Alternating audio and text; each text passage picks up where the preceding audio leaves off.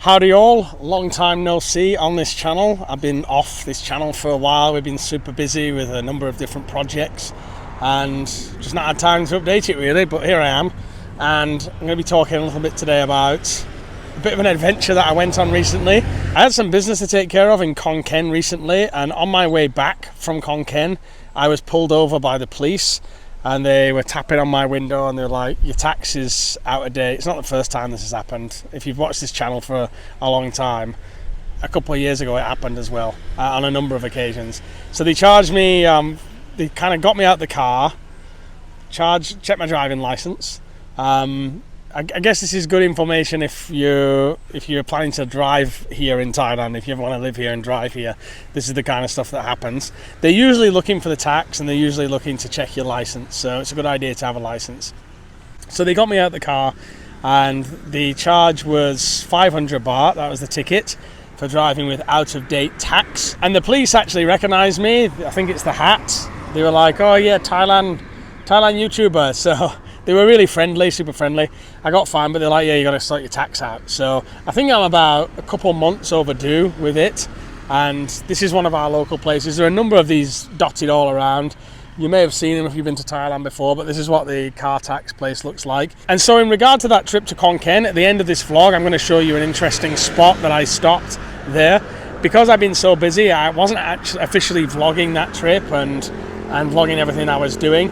But at the end of this vlog, I'm going to show you an interesting spot that I stopped by on my way back from Kaen. That was just after getting stopped by the police, actually. But now let's go and take a look at what the process is for getting this car taxed. Usually they have to check the car out and check that everything's going all right. You know, so I guess it's a little bit like an MOT in the UK, although we don't really have an official MOT for Thailand. They kind of group the tax and the MOT together from my experience with it anyway. So they're usually very friendly here. Let's go and take a look what the process is. ภาษีประกัน ภาษีมันมีประกันแล้วน้ำภาษีใช่แล้วก็ประกันมันอยู่ พรบ พรบใช่พรบ So I had to have the blue book. I had to give him the blue book for the car and พรบ which is like a compulsory insurance. สวัสดีครับโอ้ใช่คุณจะเช็ครถใช่ไหมครับโอเคครับ She saidตัวสุภาพ which means to check the health of the car. ตรวจสุขภาพ is to check your health, your body health. ตัวสุภาพ must be the car health. So he's just gonna check the car over and check the wheels. We'll also see what the price is going to be for tax on the car. Obviously, like wherever you live in the world, what do they say? There's only two things that are for sure: death and taxes, right? My insurance on this car costs 5,000 baht per year. So I pay that through a company called Rujai. 5,000 baht a year, and I think that's the basic level of insurance as well. So it's not like it just kind of covers all of your basics. And to the value of the car, and the car is valued at around 170,000 baht. And the kids have been drawing on the side of the car as well. Yeah, bless them. I'm assuming this is testing the brightness of the lights. I haven't actually seen them do this before myself, so this is news to me, guys. I like to cover stuff like this. It's not usual for Thailand vloggers, I guess, to cover stuff like this. They're more doing the restaurants and the tourist stuff. But I think these day-to-day activities like this, they give you an insight into what day-to-day life is like in Thailand and some of the different responsibilities that you have. On this channel I took you recently to pay land tax, for those that remember, and the tax that we had to pay on the land, which was nothing basically. I mean, what can I offer somebody that lives here and creates content about Thailand? Well, I think it's this kind of more day-to-day living expenses and some of the intricacies of living here in Thailand. Now also I have to go to the garage again because there's some problem with under the car. I'm terrible with cars, guys. I don't really know what I'm talking about, to be honest, but there's like a metal rod that connects the wheels and it turns like this and it's all loose and it comes from going over potholes again and again, and so it's loosened the material, the metal, and so now I need to get it all replaced, and the whole thing's going to cost like 10,000, 15,000 baht. And this is after just having quite a hefty bill on this car of replacing the tyres and replacing the shocks. So if you're going to have a car in Thailand, don't just think about all the insurance cost and the tax cost.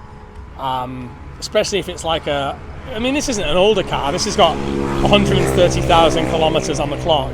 So it's not like it's an old car, but there's all these other maintenance costs that come with it that you never expect, or at least I don't expect. There's new wheels that need to be put on, there's new shocks, there's always some kind of expense that pops up, and I won't be surprised now if he finds something else that he wants me to change. Usually, like if it's a small thing, they'll just issue the tax anyway, and they'll say, please get this done. But if it's a big thing, I don't know if they'll grant the tax in that situation. He said Nam Heng, Nam is water, Heng is dry. So he said there's no water in there. I guess this is quite close to your MOT. Like if your car doesn't pass MOT in the UK, I believe then you can't get it insured or taxed. I mean, something along those lines. My subscribers will correct me on this. But I guess this guy is the one that signs the car off to be like, okay, we'll issue the tax. So they do often find like little faults. And like I've said, they usually issue the tax anyway. For those that know me, I could check it beforehand and I wouldn't even know what I'm looking at. Like an engine to me just looks like a spaceship. When there's a problem, I take it in to the garage and I tell them, I say, guys, I don't know what I'm looking at. Like, all I know is that something's shaking or I'm getting a warning light or something like that. And recently I took it in and I said, something's wrong with the car. And he said, no, it's no problem. Like they lifted up the hood, they said, there's no problem. And they let me continue to drive on it, yeah?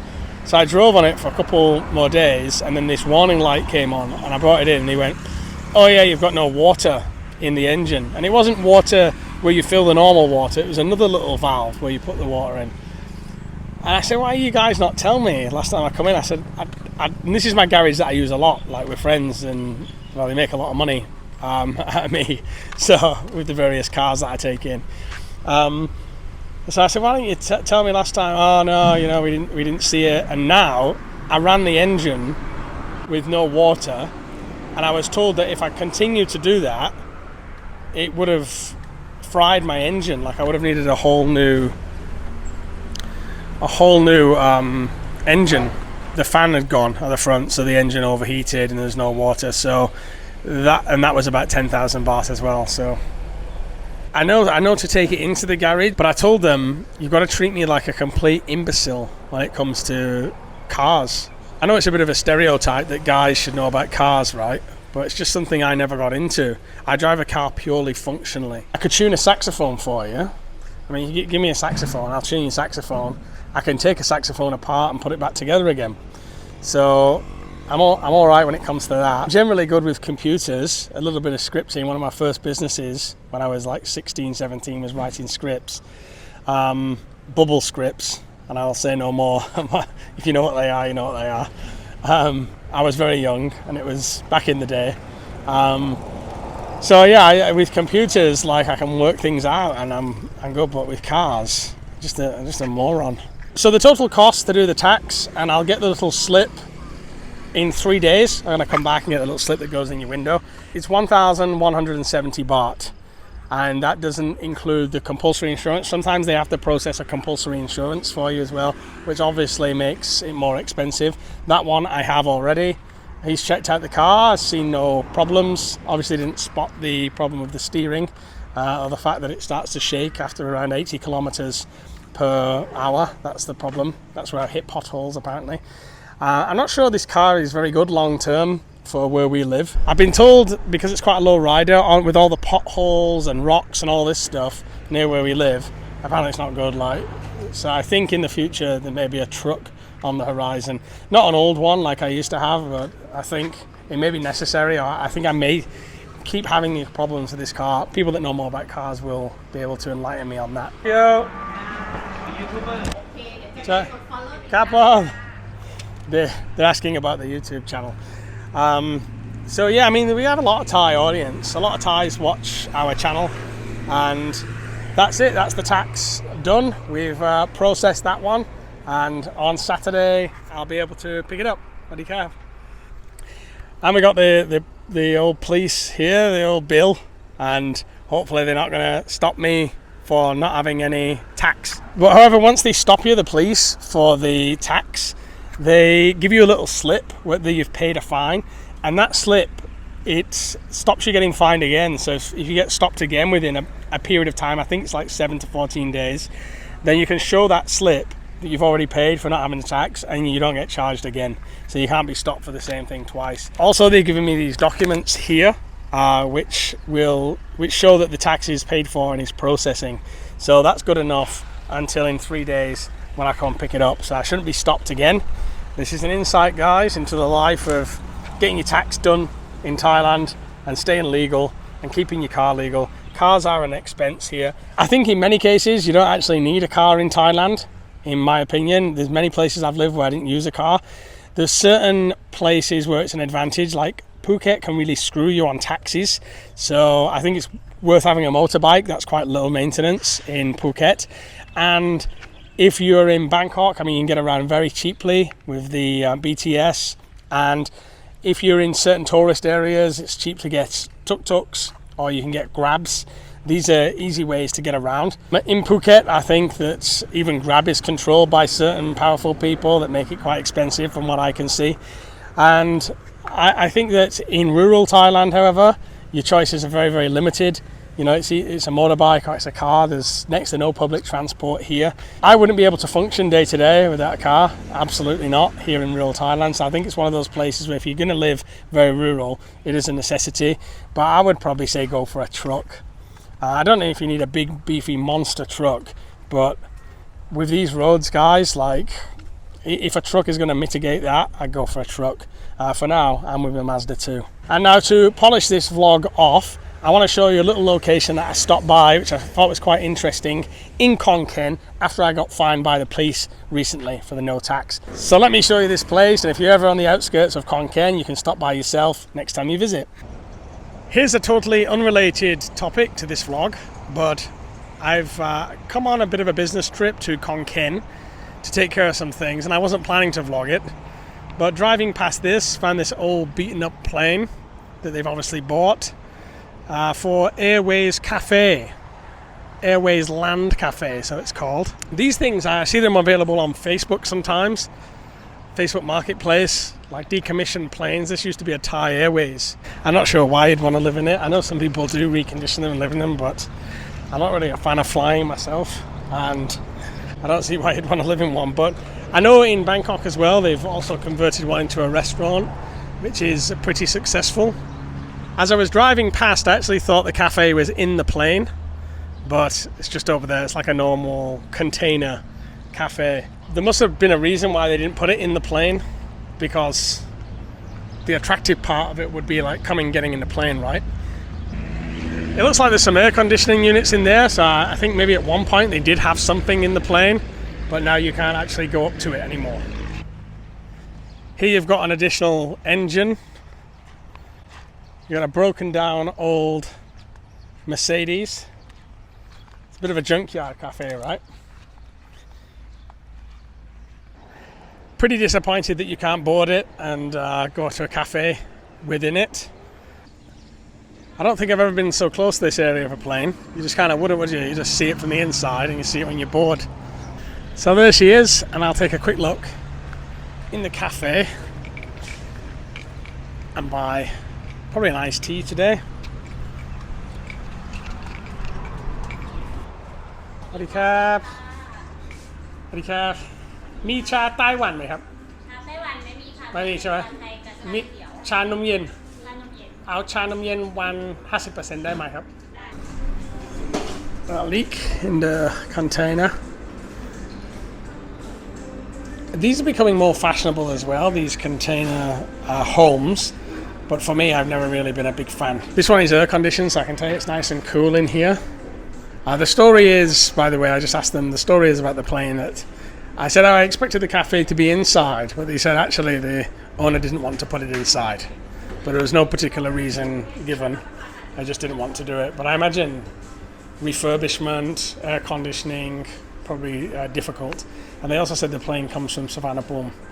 So this container is quite cool. I've never been a fan of them really.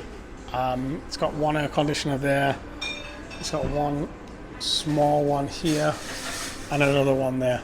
So you got like 3 air conditioners in here. 4. There's another one there for the back area.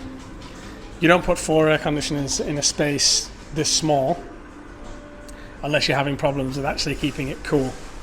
So that's probably like we got a what 10. That's 16,000 BTU from what I can read. Really, that should be nearly adequate for a room just on its own.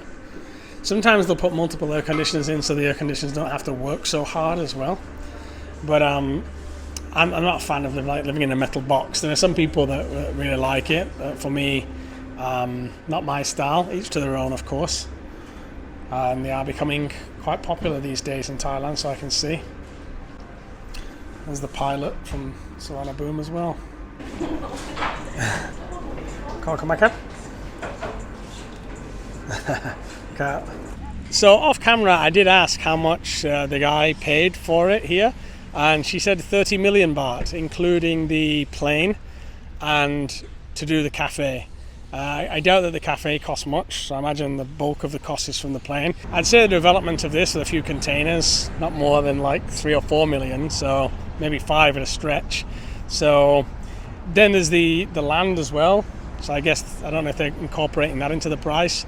And you don't want to push too many details, like a little bit personal to ask, but that's the figure that I got.